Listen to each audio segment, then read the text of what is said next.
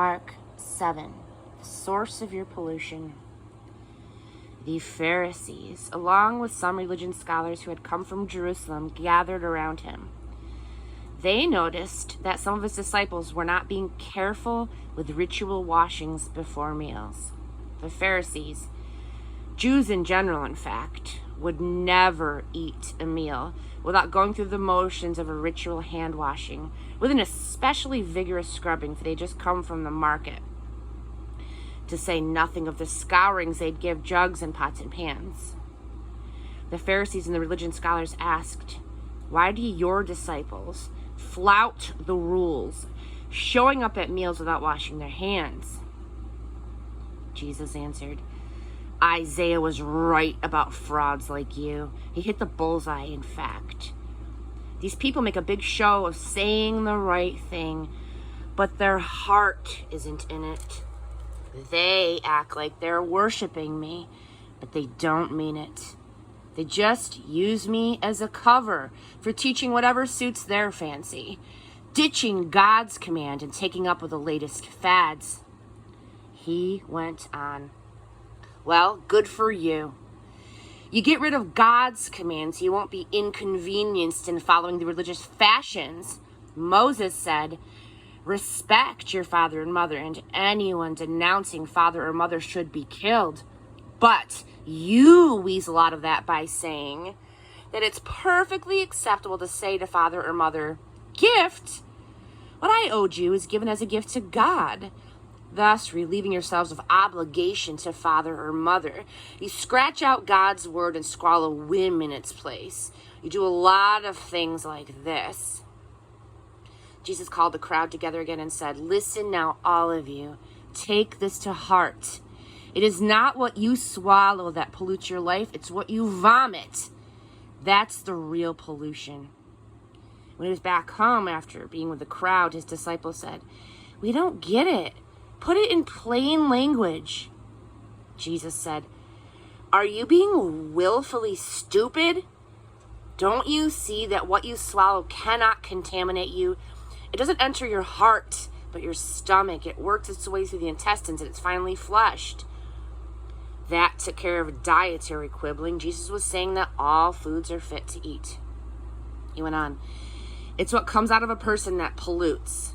Obscenities, lusts, thefts, murders, adulteries, greed, depravity, deceptive dealings, carousing, mean looks, slander, arrogance, foolishness. All of these are vomit from the heart. There is the source of your pollution." From there, Jesus set out for the vicinity of Tyre. He entered a house where he didn't think he would be found, but he could not escape notice. He was barely inside when a woman who had a disturbed daughter heard where he was. She came and knelt at his feet, begging for help. The woman was Greek, Syrophoenician by birth. She asked him to cure her daughter.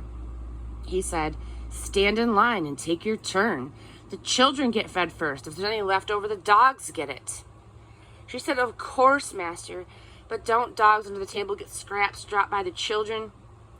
Jesus was impressed. "You're right.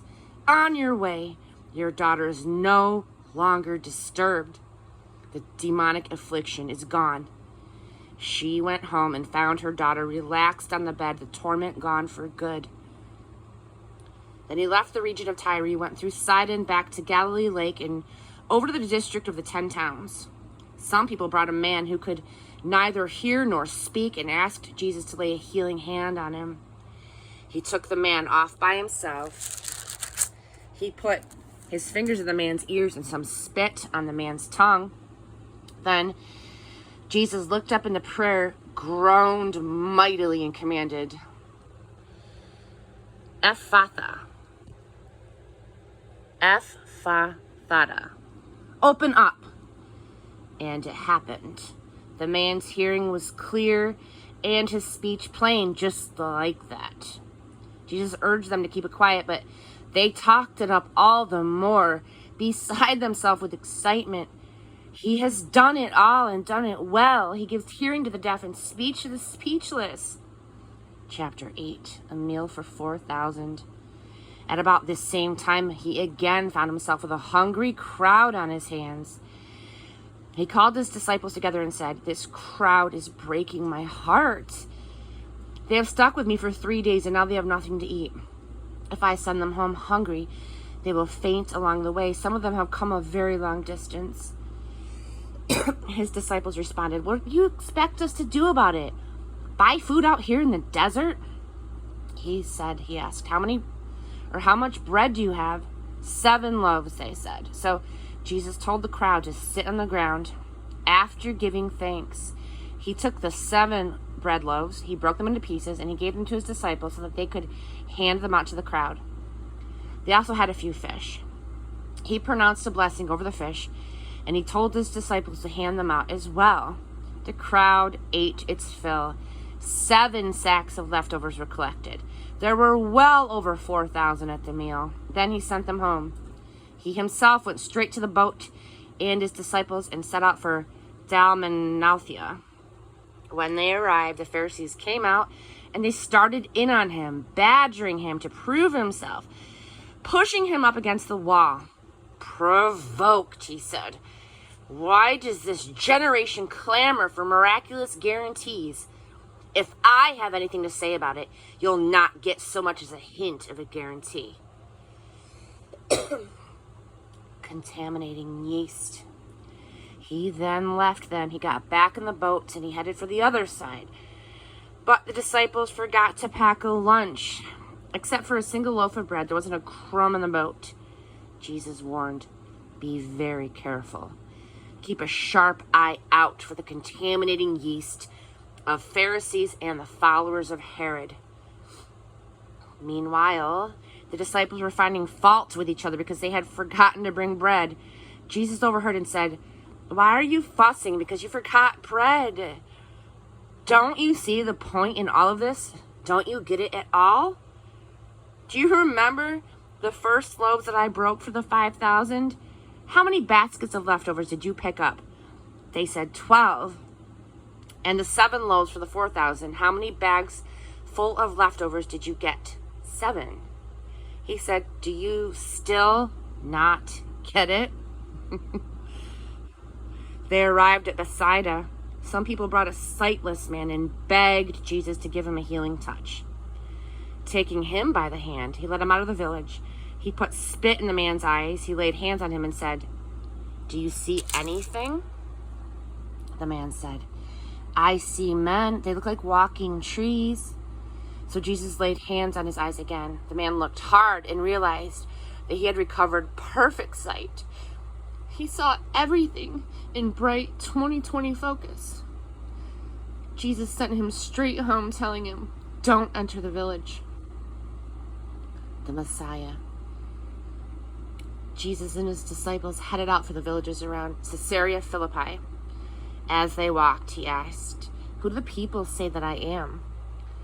"Well, some say John the Baptizer," they said. "Others say Elijah. Still others say one of the prophets." Then he asked, "And you?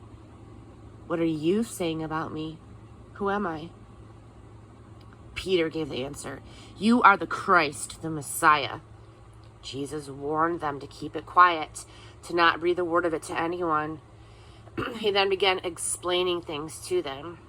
"It is necessary that the Son of Man proceed to an ordeal of suffering, to be tried and found guilty by the elders, the high priests, and the religious scholars, be killed, and after 3 days rise up alive."